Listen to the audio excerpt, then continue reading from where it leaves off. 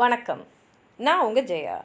இன்றைக்கி நம்ம இந்த வீடியோவில் களவழி 40 இந்த நூலை பற்றி பார்க்கலாம் வாங்க.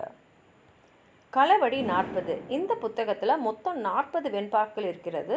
இதோடைய ஆசிரியர் பொய்கையாறு. இந்த ஒரு நூல் தான் புறம் பற்றி சொல்கிற நூல். 11 கீழ்கணக்கில் இருக்கிற எல்லா நூல்களையும் புறம் பற்றி சொல்கிற ஒரே நூல் இதுதான்.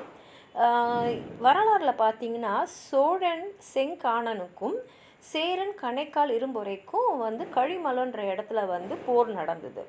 இதில் சேரன் தோத்துட்டாரு.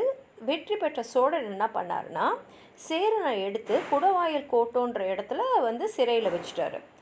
இப்போது சேரனை மீட்கணும் அப்படின்ற எண்ணத்தில் பொய்கையார் என்ன பண்ணியிருக்காருன்னா சேரனை புகழ்ந்து பாடி இந்த நூலை எழுதியிருக்காரு. ஆனால் உண்மையில் என்ன நடந்ததுன்னா வரலாற்றுப்படி சேரன் தாக்கம் எடுத்ததுனால கொஞ்சம் நீர் தரணும் அப்படின்னு கேட்டிருக்காரு. அந்த நீர் தாமதமாக தரப்பட்டது.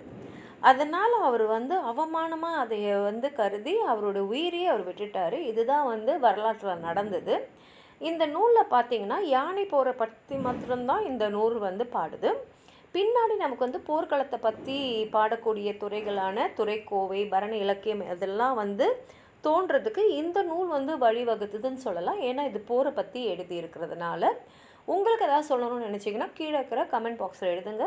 இந்த வீடியோவை லைக் பண்ணுங்கள், உங்கள் ஃப்ரெண்ட்ஸோடு ஷேர் பண்ணுங்கள். சப்ஸ்கிரைப் பண்ணாதவங்களாம் ப்ளீஸ் சப்ஸ்கிரைப் பண்ணி சப்போர்ட் பண்ணுங்கள். நன்றி.